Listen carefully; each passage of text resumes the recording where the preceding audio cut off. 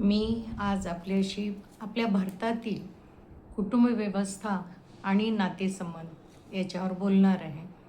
कारण आपल्या भारतातली कुटुंब व्यवस्था ही इतर देशापेक्षा फार वेगळी आहे. आपल्याला एक वेगळी संस्कृती आहे. आपले नातेसंबंध आपण शेवटपर्यंत जपतो. त्या मानानं आपला भारत देश हा फार महान आहे आणि त्यातल्या त्यात आपण हिंदू म्हणून जन्माला आलो, हे सुद्धा मला एक अभिमानाची गोष्ट वाटते. पण सध्या इतर देशाशी संपर्क येऊन बरेचसं काही आपण त्यांचे अनुकरण करतो. आपण प्रत्येक नात्याला मान देत होतो, सन्मानाने वागत होतो, पण आता ते राहिलेलं नाही. पूर्वी म्हणजे आमच्याच लहानपणी आमच्याच आईने, आमच्या काळातल्या आयांनी 10-10 मुलं-बाळं आपली सांभाळलेली आहेत. जेव्हा स्वतःच्या हिमतीने मोलमजुरी करून कष्टाने वाढवली, पण तिला ते कधीही असं वाटलं नाही की मी खूप मोठं काम केलेलं आहे किंवा मी फार पराक्रम केलेला आहे. पण तीच 10 मुलं आज आई त्यांना नकोशी आहे. जड होतं आईला ठेवून घेणं. कारण संस्कृतीत पडलेला हा फरक आहे. दुसऱ्या देशाशी जाण्या-येण्यामुळं त्यांना बऱ्याच जणांना त्याच गोष्टी बरोबर वाटतात, योग्य वाटतात.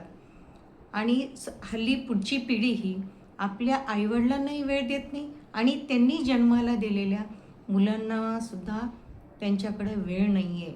मुलांशी सुद्धा ती वेळ देऊ शकत नाहीत मुलांना, आईवडिलांनाही देऊ शकत नाही. म्हणजे एकंदरीत आई-वडील, मुलं ह्यांच्यातील सुद्धा नातं व्यवस्थित राहिलेलं नाही आहे. प्रत्येक नात्याला हल्ली किंमतच राहिलेली नाही आहे.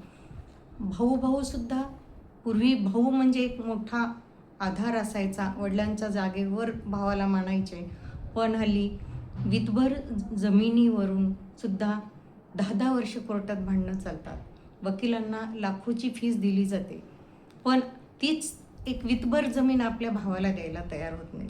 म्हणजे त्यांना भावाभावात प्रेम राहिलेलं नाही. बहीण-भावात सुद्धा प्रेम राहिलेलं नाही.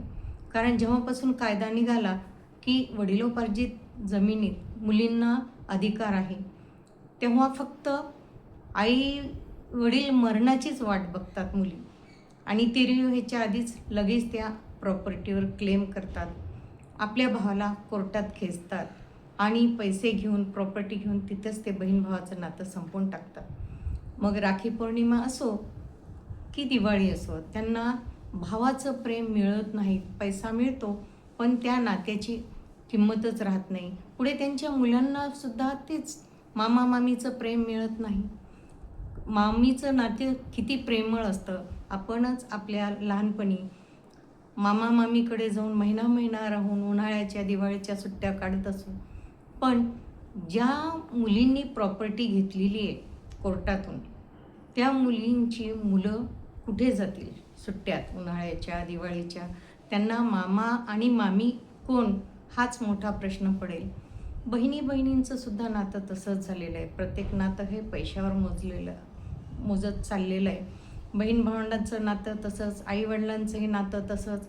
हल्लीच्या पुढच्या पिढीच्या आयांचं तर मातृप्रेमसुद्धा संपलेलं आहे.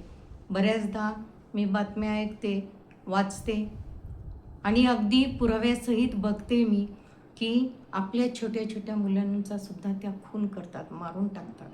त्यांच्या जगण्याच्या आड जर मुलं येत असतील, तर त्यांनी मुलांचा सुद्धा खून करतात.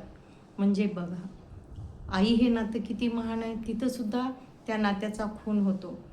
म्हणजे कुठल्या नात्याला आपण चांगलं नातं म्हणायचं किंवा विश्वासाला पात्र नातंच राहिलेलं नाही आहे.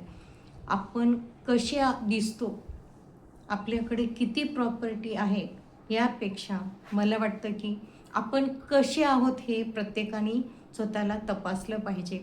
असण्यापेक्षा, सुंदर दिसण्यापेक्षा तुम्ही मनाने सुंदर राहा, चांगले राहा, तरच आपला समाज, आपली कुटुंब व्यवस्था टिकून राहील. तुम्ही प्रत्येक नात्याला न्याय देता का?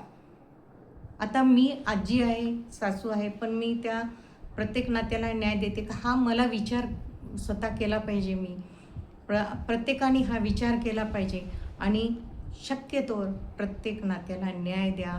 प्रत्येक नात्याचा आदर करा, सन्मान करा असं प्रत्येक ठिकाणी जर प्रत्येकाने चांगलं वागायचं ठरवलं तर मात्र सगळीच नाती टिकून राहतील आणि हल्लीच्या पुढच्या पिढीने वेळेवर लग्न करावीत.